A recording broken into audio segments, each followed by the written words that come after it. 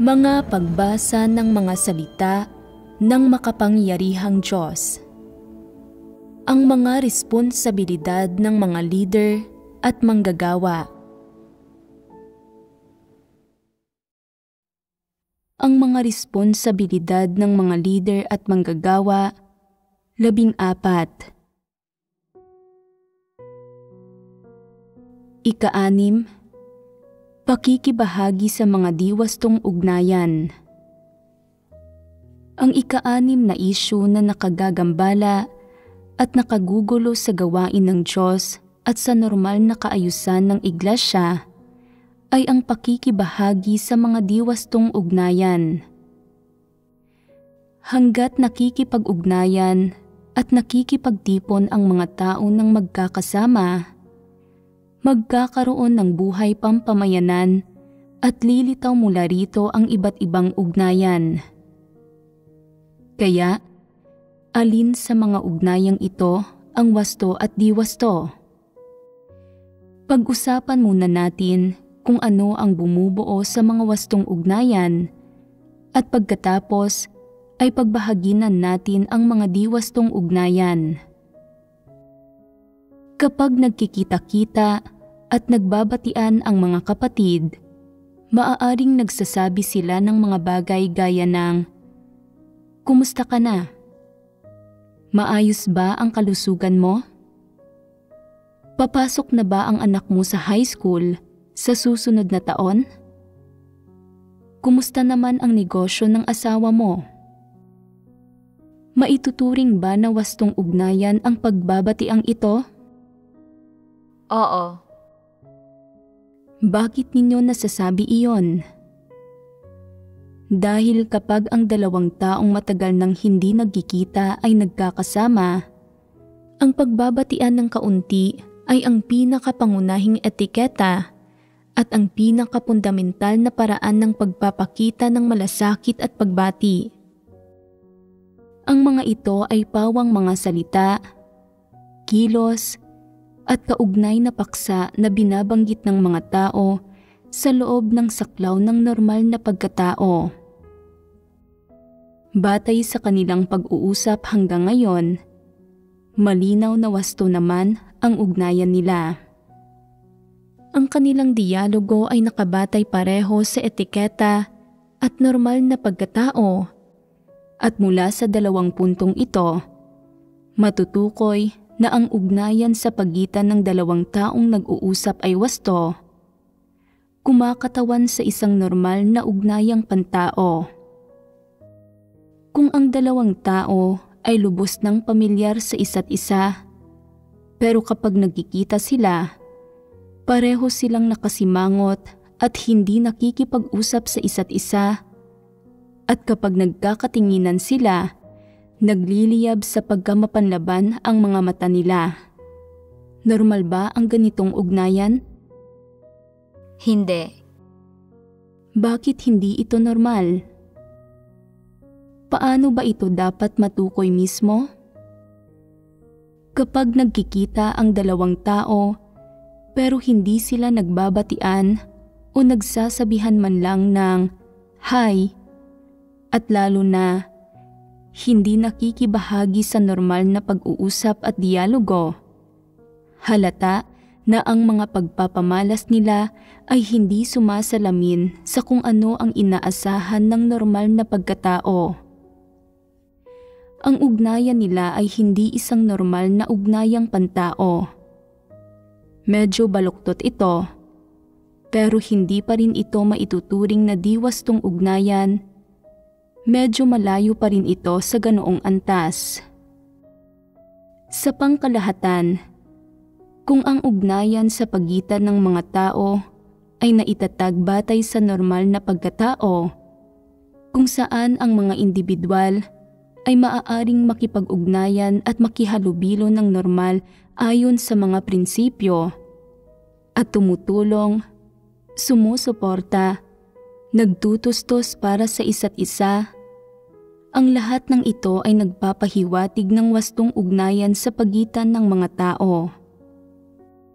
Ang ibig sabihin nito, ay pangangasiwa sa mga usapin sa propesyonal na paraan, hindi nakikipagtransaksyon, walang mga nagkakapatong-patong na interes, at lalong walang halong pagkamuhi, at kung saan ang mga kilos ay hindi inuudyukan ng mga pagnanais ng laman. Ang lahat ng ito ay nasa saklaw ng mga wastong ugnayan. Hindi ba't napakalawak ng saklaw na ito? Ang mga normal na ugnayang pantao ay kinapapalooban ng dialogo at komunikasyon sa loob ng saklaw ng normal na pagkatao, nakikisalamuha at nakikihalubilo sa iba, at nagtutulungan batay sa konsensya at katwiran ng normal na pagkatao. Sa mas mataas na antas, kasama rito ang pakikisalamuha at pakikihalubilo ayon sa mga katotohanang prinsipyo. Ito ay isang pangkalahatang definisyon ng mga wastong ugnayang pantao sa pagitan ng mga tao. Ang pagbati sa isa't isa kapag nagkikita ay ang pinakanormal na uri ng pakikisalamuha. Ang kakayahang bumati at makipag-usap ng normal nang hindi nagmamayabang, hindi nagpapanggap na may pagkagiliw kapag wala naman, hindi umaakto bilang nakatataas, nagsasalita ng hindi inaapi o itinataas ang sarili, nagsasalita at nakikipag-usap ng normal. Ganito dapat magsalita at makipag-usap ang mga nagtataglay ng normal na pagkatao, at ito ang pangunahing paraan ng pakikisalamuha sa loob ng mga normal na ugnayang pantao. Kahit papaano, ang hinirang na mga tao ng Diyos ay dapat magtaglay ng konsensya at katwiran, at makisalamuha, makihalubilo, at makipagtulungan sa iba ayon sa mga prinsipyo at pamantayang hinihingi ng Diyos sa mga tao. Ito ang pinakamainam na pamamaraan. Nakapagpapalugod ito sa Diyos. Kaya, ano ang mga katotohanang prinsipyo na hinihingi ng Diyos? Na maging maunawain ang mga tao sa iba kapag ang iba ay mahina at negatibo, maging mapagsaalang-alang sa pasakit at mga paghihirap, at pagkatapos ay mag-usisa sa mga bagay na ito, mag-alok ng tulong at suporta, at basahan sila ng mga salita ng Diyos para tulungan silang malutas ang kanilang mga problema. Binibigyang daan silang makaunawa sa mga layunin ng Diyos at huminto sa pagiging mahina, at dinadala sila sa harap ng Diyos. Hindi ba't naaayon sa mga prinsipyo ang ganitong paraan ng pagsasagawa? Ang pagsasagawa sa ganitong paraan ay naaayon sa mga katotohanang prinsipyo. Natural na ang ganitong mga uri ng ugnayan ay mas lalo pang naaayon sa mga katotohanang prinsipyo. Kapag ang mga tao ay sadyang nagsasanhi ng mga panggugulo at paggambala, o sadyang ginagawa ng pabasta-basta ang kanilang tungkulin, kung nakikita mo ito at nagagawa mong ipaalam ang mga bagay na ito sa kanila, sawayin sila at tulungan sila ayon sa mga prinsipyo. Naaayon ito sa mga katotohanang prinsipyo. Kung magbubulag-bulagan ka o kukonsintihin mo ang pag-uugali nila at pagtatakpan sila, at kung aabot ka pa nga sa pagsasabi ng magagandang bagay para purihin at hangaan sila, ang ganitong mga paraan ng pakikisalamuha sa mga tao, pagharap sa mga issue, at pangangasiwa sa mga problema ay malinaw na salungat sa mga katotohanang prinsipyo at walang batayan sa mga salita ng Diyos. Kaya, ang mga paraang ito ng pakikisalamuha sa mga tao at pagharap sa mga isyu ay malinaw na diwasto. At talagang hindi ito madaling matuklasan kung hindi hihimayin at kikilatisin ang mga ito ayon sa mga salita ng Diyos. Ang mga taong hindi nakakaunawa sa katotohanan ay malamang na hindi rin makakakilala sa mga isyung ito. At kahit nakilalanin nila na ang mga ito ay problema, hindi madali para sa kanila na lutasin ang mga ito.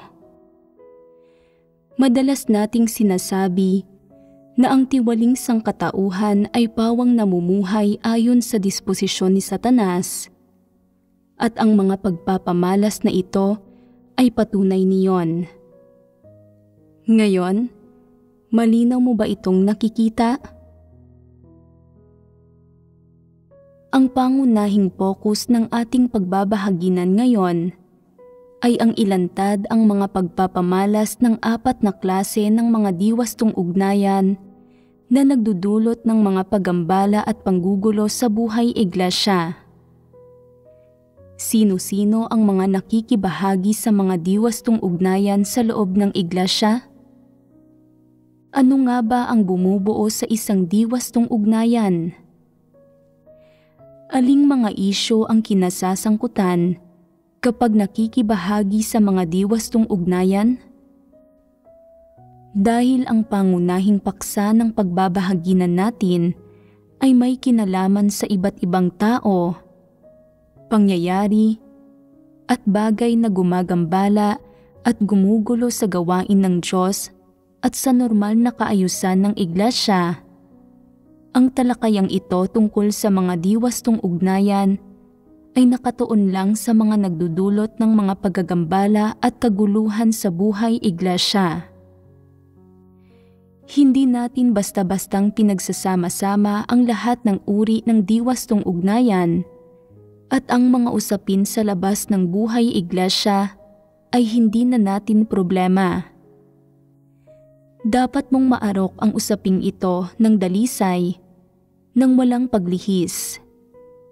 Kaya, pagdating sa nakikibahagi sa mga diwastong ugnayan, aling mga isyu at aling mga ugnayan sa pagitan ng mga tao ang hindi wasto?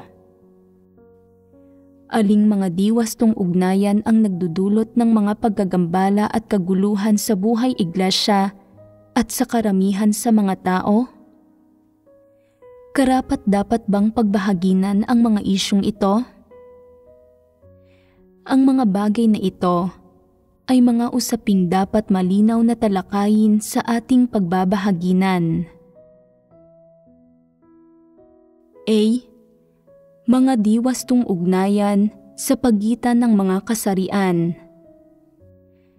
Sa buhay iglesia, alin ang pinakakaraniwan, madaling maunawaan, at agad na nailalarawan na uri ng diwastong ugnayan?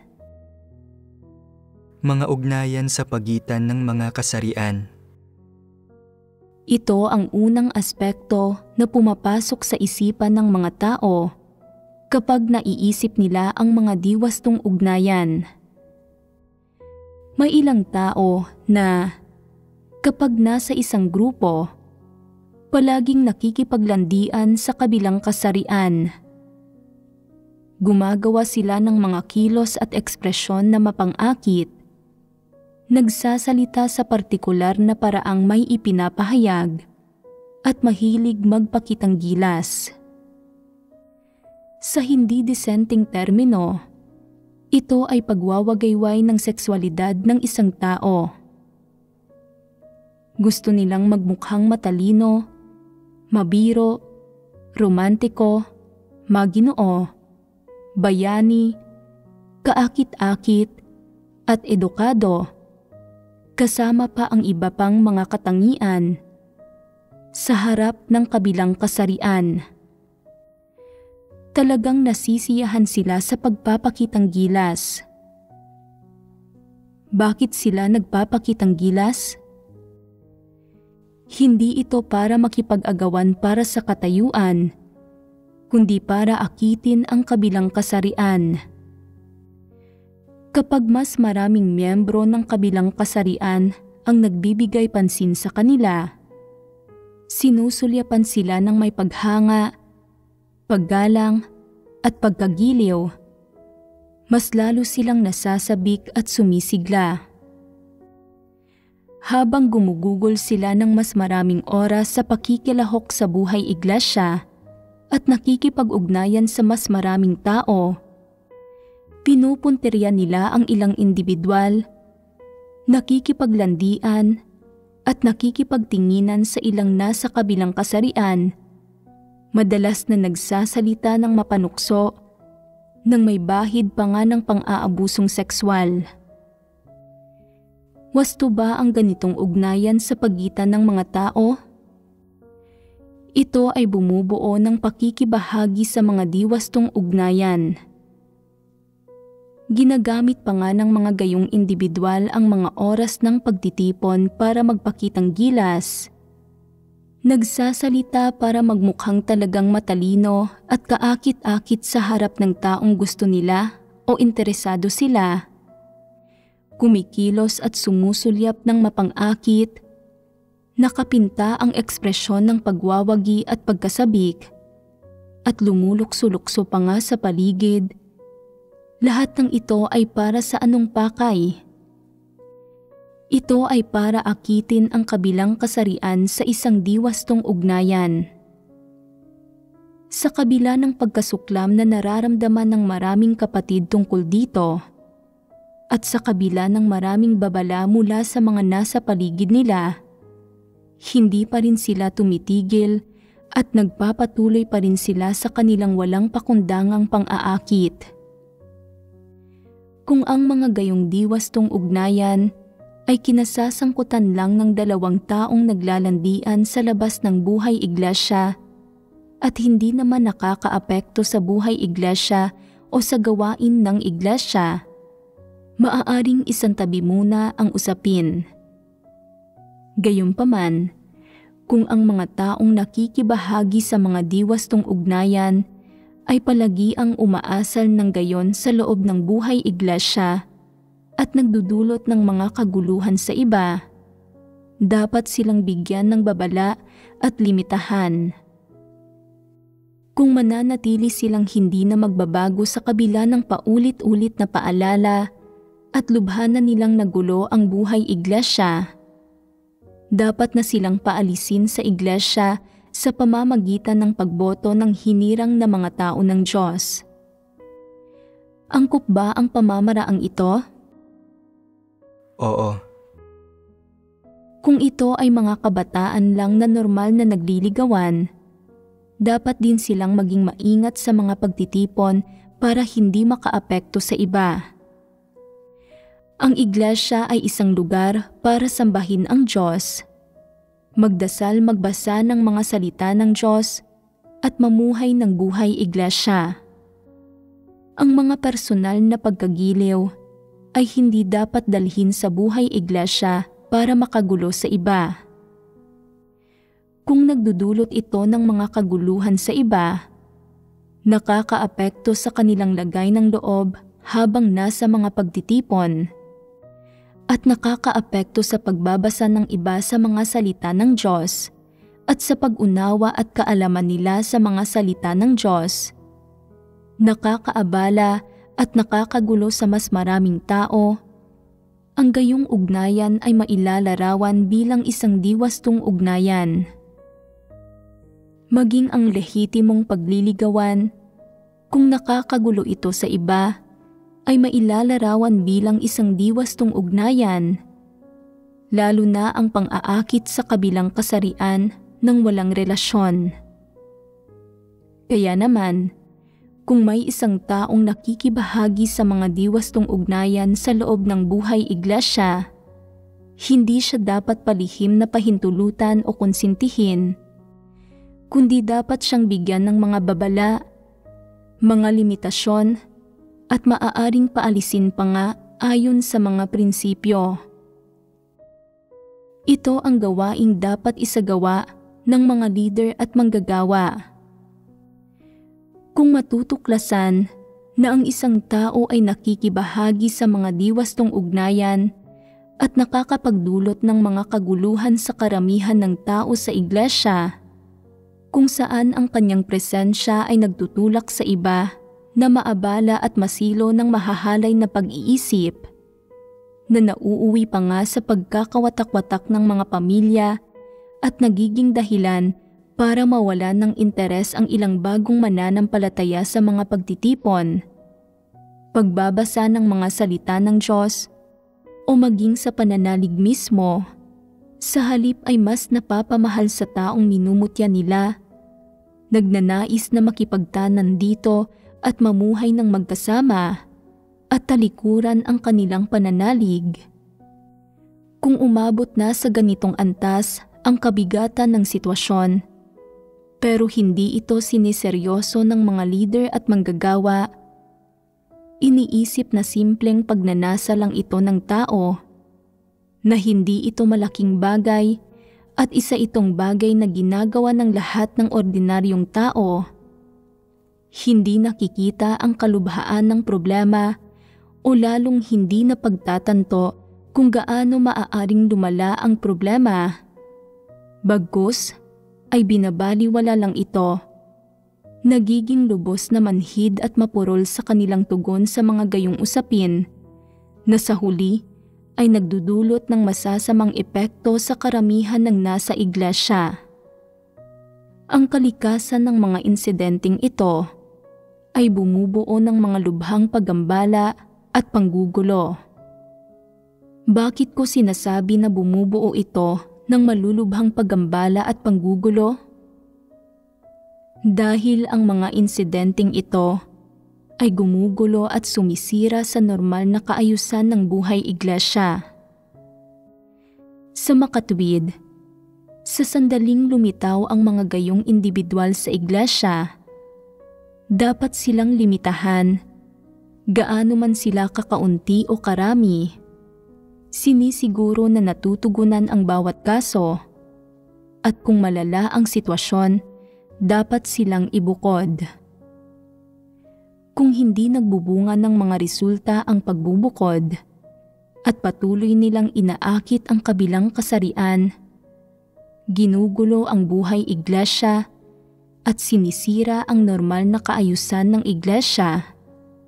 Kung gayon, ay dapat silang paalisin sa iglesia ayon sa mga prinsipyo. Angkop ba ang pamamaraang ito? Oo. Ang epekto ng mga gayong usapin sa buhay iglesia at sa gawain ng iglesia ay lubhang nakapipinsala. Ang mga ito ay katulad ng isang salot at dapat napuksain. Ang bawat taong mahilig mangakit ng kabilang kasarian ay ginagawa ito saan man sila magpunta. Walang sawang nagpapakita ng mga gayong pag-uugali. Madalas na bata ang edad at maganda ang mga taong pinupunteriya nila ng pang-aakit at panliligalig. Pero minsan, sinasangkot din nila ang mga taong nasa gitnang edad. Ang sino mang kahali-halina sa kanilang paningin, aktibo silang naghahanap ng mga pagkakataon para makapang-akit. Kung nilalayo nilang akitin ang iba, may ilang tao na hindi kayang labanan ang panghahalina at mahuhulog dito, na madaling humahantong sa mga diwastong ugnayan. Dahil napakababa ng tayog ng mga tao at wala silang tunay na pananalig sa Diyos, pati na ng pagkaunawa sa katotohanan, paano nga ba nila malalampasan ang mga tuksong ito at malalabanan ang mga gayong panghahalina? Napakababa ng tayog ng mga tao. Lubha silang mahina at walang magawa kapag nahaharap sa mga tukso at panghahalinang ito. Mahirap para sa kanila na manatiling hindi apektado. May isang lalaking leader noon na nagtatangkang akitin ang sinumang magandang babaeng makita niya. Kung minsan, Hindi sapat ang mang-akit ng isa lang. Maaaring akitin niya ang 3 o 4 na babae.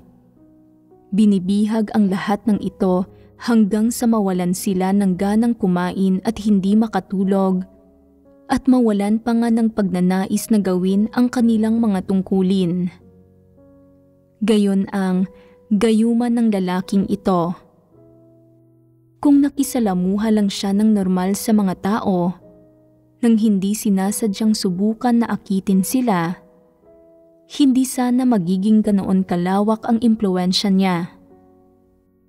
Noong sadya siyang magpakitang gilas at mang-akit ng iba, saka lang lalong dumami ang mga taong nahulog dito na nagpataas sa bilang ng mga naakit niyang magkaroon ng mga diwastong ugnayan sa kanya. Nawalan ng lakas ang mga tao na lumaban at nahulog sila sa mga tuksong ito. Iyan ang gayuma ng pagnanasa. Ang ginawa niya ay lumikha ng mga tukso, panghahalina at kaguluhan sa magkabilang panig. Isang lalaki na nang-aakit ng ilang babae ng sabay-sabay. Nabagabag ba ang puso niya o ano? Sinong babae ang unang aasikasuhin? Sino ang unang palulugurin? Hindi ba't sobrang mapapagod ang isipan niya? Oo. Kung masyado itong nakakapagod, bakit pa nga ba siya patuloy na umaasal ng ganito? Ito ay kabuktutan. Ganitong uri siya ng nilalang. Ito ang kalikasan niya. Sa sandaling maakit ang mga biktima at mahulog sa tukso, madali ba para sa kanila na makatakas sa tukso? Sa sandaling mahulog na sa tukso, magiging mahirap ng tumakas. Kumakain, natutulog, naglalakad, gumagampan ng mga tungkulin. Anuman ang ginagawa nila, wala silang ibang iniisip kundi ang taong ito. Nilalamon ng taong ito ang puso nila. Ang mga gayong kaguluhan ay lubhang malala. Kasunod nito ang palagiang pag-iisip kung paano palugurin ang taong ito, kung paano ibuhos ang sarili sa taong ito, kung paano makuha ang loob nito, kung paano sarilinin ang taong ito, kung paano makipagkompetensya at makipaglaban sa ibang mga karibal. Hindi ba't ang mga ito ang mga kahihinatnan ng pagkabagabag? Madali bang makaalis sa gayong kalagayan? Hindi ito madali. Ang mga kahihinatnan ay nagiging malala. Sa panahong ito, mapapayapa pa rin ba ang puso ng isang tao sa harap ng Diyos? Kapag binabasa niya ang mga salita ng Diyos, mauunawaan pa rin ba niya ang mga ito? Magkakaroon pa rin ba siya ng liwanag? Sa oras ng mga pagtitipon, gaganahan pa rin ba siyang pagnilayan at pagbahaginan ang mga salita ng Diyos at makinig sa pagbabahagi ng iba sa mga salita ng Diyos? Hindi na. Mapupuno ng pagnanasa ang puso niya, nakapaloob doon ang kanyang minumutya, walang puwang para sa anumang seryosong usapin. Maging ang Diyos ay mawawala sa puso niya. Ang susunod ay pagninilay-nilay kung paano mararanasan ang pag-ibig, kung paano maging romantiko at iba pa, at tuluyan nang mawawala ang pagnanais na manampalataya sa Diyos. Mabuti ba ang mga kahihinatnang ito? Ito ba ang nais makita ng mga tao? Ang mga kahihinatnan ba ng pagkaakit at pagkahulog sa tukso ay isang bagay na kayang pigilan ng mga tao? Kaya bang kontrolin ng mga tao ang mga kahihinatnang ito? Maaari bang sila ang magdesisyon?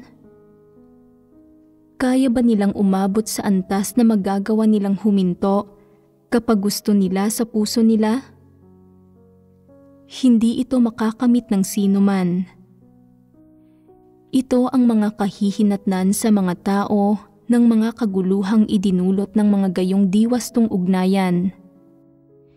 Kapag wala ang Diyos sa puso ng isang tao at ayaw na niyang basahin ang mga salita ng Diyos, ano ang mga kahihinatnan? May pag-asa pa ba na maligtas? Nawawala ang pag-asang maligtas. Ang lahat ay nawawala. Ang mga kakarampot na doktrinang naunawaan dati, ang determinasyon at kapasyahang igugol ang sarili para sa Diyos, at ang pagnanais na makamit ang pagliligtas ng Diyos ay pawang iwinawaksi. Ang mga ito ang mga kahihinatnan. Lumalayo ang mga tao sa Diyos at itinatakwil nila ang Diyos sa puso nila at itinatakwil din sila ng Diyos. Ang kahihinatnang ito ay hindi isang bagay na ninanais makita ng sino mang nananampalataya at sumusunod sa Diyos. Hindi rin ito isang katunayan na kayang tanggapin ng sino mang tagasunod ng Diyos.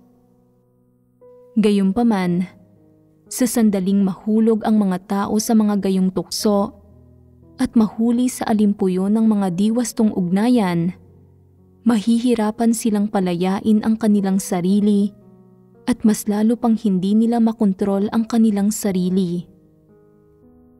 Kaya naman, ang mga gayong diwastong ugnayan ay dapat limitahan.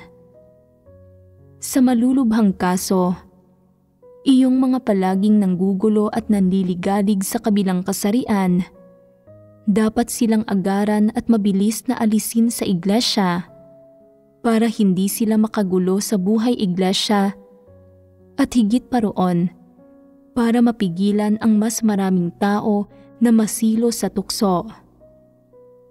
Makatwiran ba ang pamamaraang ito? Oo.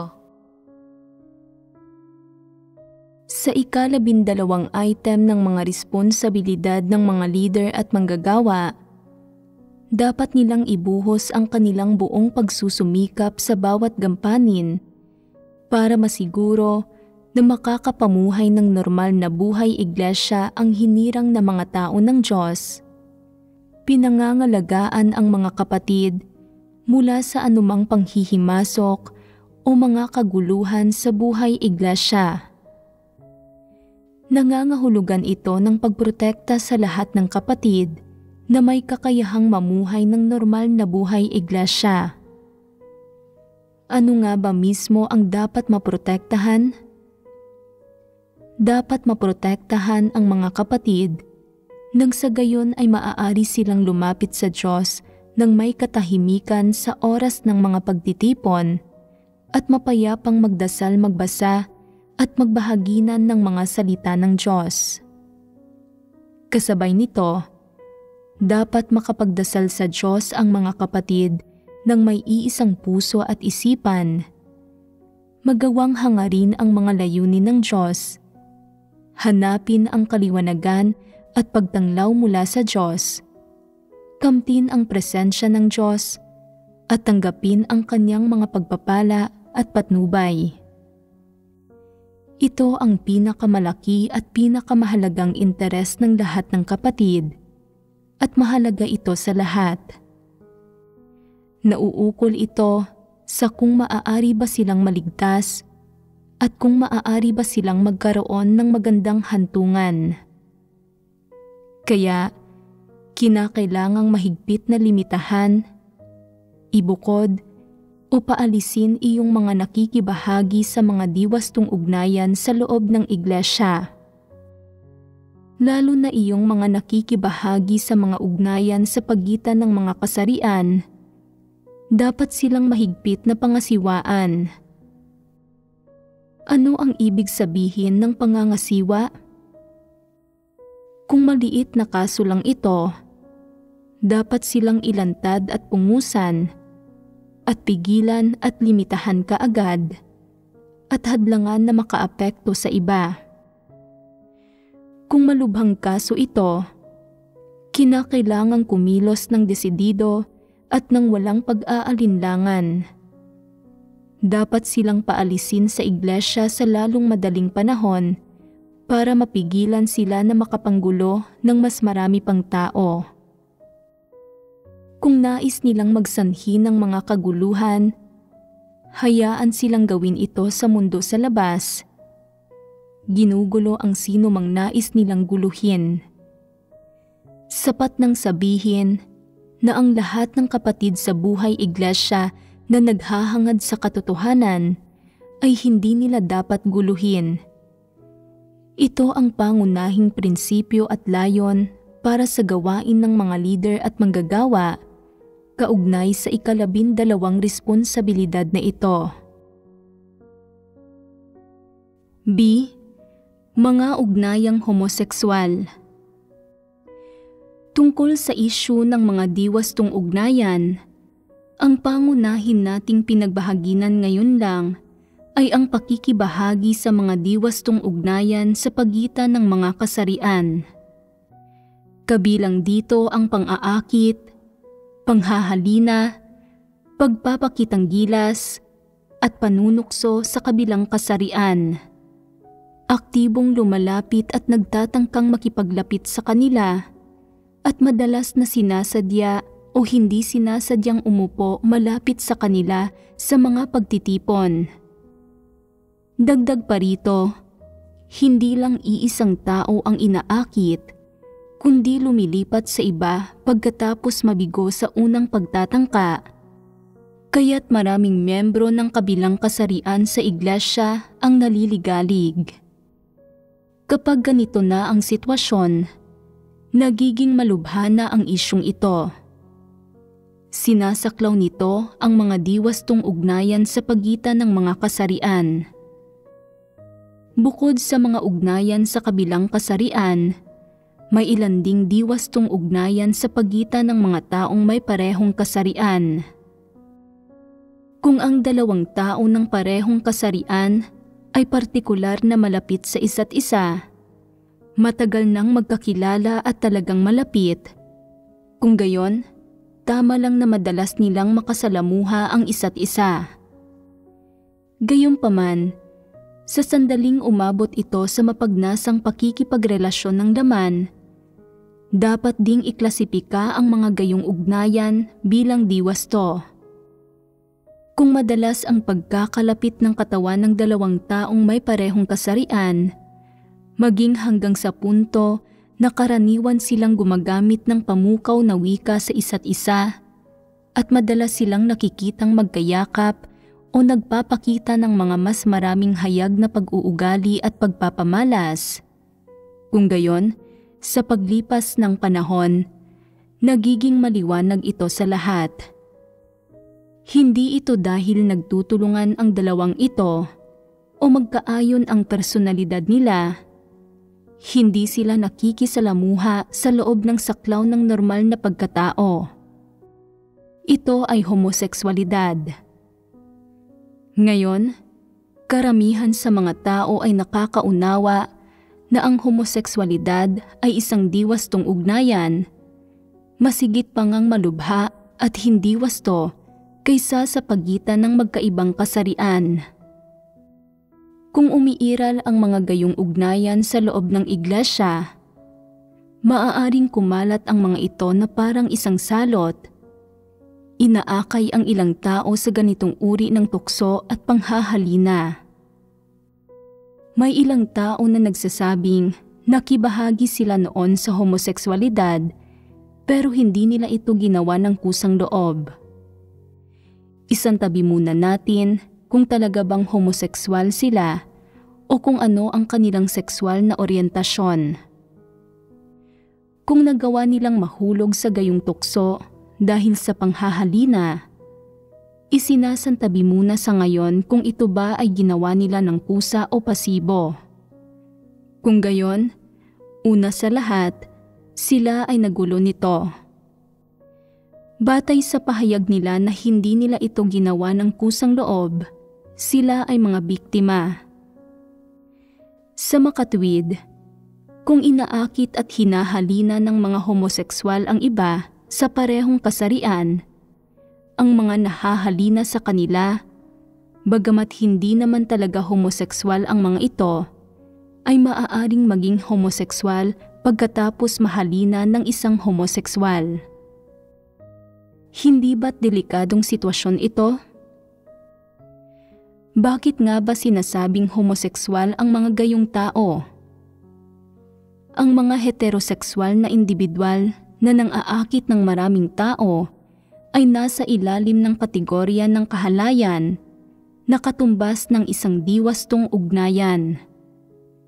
Kung gayon, kapag ang dalawang tao ng parehong kasarian na may malapit na ugnayan at magkasundo ay maghahawak kamay o magyayakapan na pawang normal, paano iyon hahantong sa pagtukoy sa kanila bilang mga homosekswal? Ito ang sekswal na ugnayan sa pagitan nila. Kapag umabot na sa ganitong antas ang ugnayan, nagiging homosekswal na ito. Kapag nag-aakbayan sila, nagyayakapan sa leeg o naghahawakan sa baywang, hindi na ito normal na pagkakalapit ng katawan sa pagitan ng mga individual na may parehong kasarian. Sa halip, ito ay pagkakalapit ng katawan na inuudyukan ng pagnanasa. Naiiba ang kalikasan nito at kaya nasa kategorya ito ng mga diwastong ugnayan. Para sa karamihan sa mga tao sa iglesia, ang makakita ng mga gayong homosekswal ay nakakapagpatibay ba o hindi? Nakakaramdam ba ng pagkabagabag ang karamihan sa mga tao pagkatapos itong makita? Kung wala kang alam tungkol sa sitwasyon at ipinupulupot nila ang kanilang kamay sa iyong leeg o baywang o hinahalikan ka pa nga sa mukha, makakaramdam ka ba ng pagkabagabag? Oo. Matapos mabagabag, mapapalagay ba ang puso mo o hindi? Kung gayon, mararamdaman mo bang nagkasala ka? Kung hindi mo tumpak na nauunawaan ang diwa ng ganitong klase ng issue at nahawakan ka lang o pisikal na nahipo ng isang tao sa parehong kasarian nang hindi ito masyadong inisip pagkatapos, kung gayon, walang masyadong problema. Gayunpaman, kung iisipin mo ito at patuloy kang mag-iisip at hindi mo maalis sa isip ang taong ito, katulad ng kung paanong nananabik ang isang tao sa kabilang kasarian, lumalaban ka man o hindi sa loob ng iyong pansariling kamalayan, kung gayon, ang paglitaw ng mga gayong kaisipan sa loob mo ay nagpapahiwatig na ikaw ay nabagabag na, hindi ba? Kaya naman, ang kalikasan ng mga homosekswal na ugnayan, ang ganitong uri ng diwastong ugnayan ay higit pang mas malubha. Nabibigo ang ilang tao na makita ang kaibahan sa pagitan ng kahalayan ng mga heterosekswal at ng homosekswalidad at itinuturing nilang magkapantay ang dalawang isyong ito. Sa katunayan, ang problema ng homosekswalidad ay higit na mas malubha kaysa sa isyu ng kahalayan sa pagitan ng mga heterosekswal. Kung ang mga individual na nakikibahagi sa mga ugnayang homosekswal ay lumilitaw sa loob ng iglesia at hindi nalilimitahan, nagiging banta sila at nagdudulot ng mga kaguluhan sa lahat. Anong klaseng mga kaguluhan? Sa panlabas, hindi matukoy ng karamihan sa mga tao ang anumang problema sa pagkatao ng mga ito kapag nakikisalamuha sa mga ito, pero dahil sa matagal na pakikisalamuha, narurumihan ang mga kaisipan nila at dumidilim ang puso nila. Nawawalan sila ng sigasig sa pananampalataya sa Diyos at nang hindi nahaharap sa anumang partikular na problema, ayaw na nilang sumampalataya sa Diyos. Nawawalan sila ng interes sa pagbabasa ng mga salita ng Diyos. Lalo silang lumalayo sa Diyos sa puso nila at sumasagi sa isip nila ang masasamang kaisipan na isuko ang kanilang pananalig. Sa makatuwid, ang mga gayong diwastong ugnayang homosekswal sa loob ng iglesia ay hindi lang dapat pigilan at limitahan. Ang mga nakikibahagi sa mga ito ay dapat ding alisin kaagad sa iglesia. Ito ay natitiyak. Sa sandaling matuklasan ang mga gayong individual, anuman ang mga tungkuling ginagawa nila o ang katayuan nila, dapat silang alisin kaagad sa iglesia nang walang anumang pangungunsinti. Ito ang regulasyon ng iglesia. Bakit may ganitong regulasyon? May matibay itong pundasyon. Nilikha ng Diyos ang mga tao bilang lalaki at babae. Pagkatapos likhain si Adan, ang kapareha niya ay si Eva, hindi isa pang Adan. Ang gayong hakbang na laban sa mga taong nakikibahagi sa mga ugnayang homosekswal ay nakabatay sa mga salita ng Diyos at ganap itong tumpak. Maaaring sinasabi ng ilan, bakit hindi na lang bigyan ang mga taong ito ng pagkakataong magsisi? Bata pa sila. Hindi ba't dapat hayaan silang gumawa ng mga kalokohan? Hindi. Maaaring iba ang pagtrato sa ibang mga kalokohan batay sa sitwasyon at kalikasan. Pero ang ganitong partikular na kalokohan ay tiyak na hindi lang simpleng kalokohan. Hinding-hindi ito pwedeng konsintihin at ang sino mang gumagawa ng gayong kilos sa loob ng iglesia ay dapat agarang alisin. Kung ang buong iglesia ay binubuo ng mga homosekswal, silang lahat ay aalisin. Hindi na naisin ang gayong iglesia kahit isa man lang. Ito ang prinsipyo. Sinasabi ng ilan, ang ilang tao ay nakikibahagi sa isang ugnayang homosekswal sa isang tao lang, pero hindi nila inakit ang iba o sinimulang guluhin ang sinuman. Dapat bang pangasiwaan at paalisin ang mga gayong individual? Kung tunay nga silang homosekswal, ang pagpapahintulot sa kanila na manatili sa iglesia ay katulad ng bombang sasabog anumang sandali sa gitna ng hinirang na mga tao ng Diyos. Nakatakda itong sumabog sa malaot madali. Kahit pa hindi nila ginulo, inakit, o niligalig ang sinumang mga individual na nasa parehong kasarian, hindi iyon nangangahulugan na hindi nila ito gagawin sa hinaharap. Maaaring wala pa silang nakikitang kaakit-akit sa kanila, isang taong gusto nila, o wala pang tamang pagkakataon, o ang lahat ay hindi pa pamilyar o nakakaunawa sa isa't isa. Pero sa sandaling dumating na ang tama at angkop na pagkakataon para sa mga gayong tao, kikilos na sila. Sa makatwid, talagang hindi pwedeng konsintihin o pahintulutan kahit kailan ang mga gayong individual na manatili sa loob ng iglesia dahil sila ay hindi normal at hindi tao. Ayaw ng iglesia ng mga gayong tao. Ang ganitong pangangasiwa sa mga nakikibahagi sa gayong diwastong ugnayan ay hindi mali o kalabisan.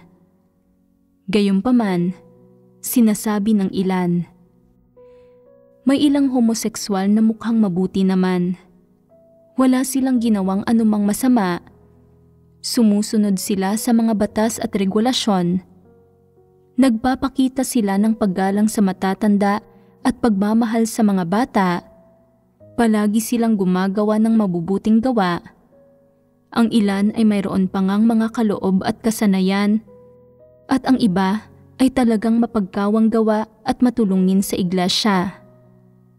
Dapat natin silang hayaang manatili sa iglesia. Tama ba ang ganitong pag-iisip? Tama o maliman ang mga kaisipan mo, dapat mong makilatis ang kalikasan ng mga homosekswal. Ang prinsipyo ng pagsasagawa ng iglesia para sa mga individual na nakikibahagi sa mga ugnayang homosekswal ay ang paalisin sila. Ito ay isang atas administratibong hindi maaaring labagin ng sinuman. Dapat magsagawa ang lahat ayon sa prinsipyong ito. Ang mga pagpapamalas ng dalawang uri ng diwastong ugnayang ito na pinagbahaginan natin kanina lang ay ang pinakamadaling makilatis, malinaw na maunawaan at mailarawan ng mga tao. Patungkol sa mga taong sangkot sa mga gayong diwastong ugnayan, sa isang banda, dapat tuparin ng mga leader at manggagawa ang mga responsibilidad nila sa pamamagitan ng paggamit ng mga gayong hakbang tulad ng pagpapatigil, paglilimita, pagbubukod, at pagpapaalis para pangasiwaan sila. Sa kabilang banda, dapat ding kilatisin at iwasan ng mga kapatid ang mga taong nakikibahagi sa dalawang uri ng diwastong ugnayang ito para maiwasan nilang mahalina at mahulog sa tukso na maaaring makaapekto sa kanilang pananalig sa Diyos at sa kanilang paghahangad sa katotohanan para makamit ang kaligtasan. Kapag nahulog sa tukso, mahirap nang makawala. Karamihan sa mga tao ay dapat makakilati sa dalawang uri ng mga taong ito. Huwag kumilos gaya ng mga inaasal ng mga tao sa lipunan. Nagkukunwaring hindi nakikita kung sino ang nakikipaglandian kanino. Walang tamang pananaw o paninindigan laban sa mga nakikibahagi sa kahalayan. Nagagawang makisalamuhan ng normal sa mga gayong individual basta't hindi lang naaapektuhan ang sarili nilang mga interes. Nagsasalita gaya ng karaniwan na parang walang mali. Mayroon bang mga prinsipyo ang mga gayong tao sa pagtrato nila sa iba? Talagang wala. Ang lahat ng walang pananampalataya ay namumuhay ayon sa mga pilosopiya para sa mga makamundong pakikitungo. Nagsusumikap na hindi makapanakit ng loob sa sinuman para maprotektahan ang kanilang sarili. Subalit ganap na naiiba ang sambahayan ng Diyos mula sa lipunang walang pananampalataya. Sa sambahayan ng Diyos, ang katotohanan ang may kapangyarihan. Hinihingi ng Diyos na tratuhin ng mga tao ang iba batay sa mga katotohanang prinsipyo. Pawang tinatanggap at sinasangkapan ng hinirang na mga tao ng Diyos ang kanilang sarili ng katotohanan at ginagamit nila ito para kilatisin at tratuhin ang iba, hindi lamang para panatilihin ang buhay iglesia at protektahan ang mga kapatid, kundi ang mas mahalaga, para protektahan ang kanilang sarili mula sa pagdanas ng tukso at iwasang mahulog dito. Kapag mas maaga kang nakakakilatis at nakakalayo sa mga gayong individual, mas mailalayo mo ang iyong sarili sa tukso at mapoprotektahan mo ang iyong sarili. Ganito mo dapat tratuhin ang mga individual na nakikibahagi sa diwastong ugnayan. Ito ay alinsunod sa mga katotohanang prinsipyo at naaayon sa mga layunin ng Diyos.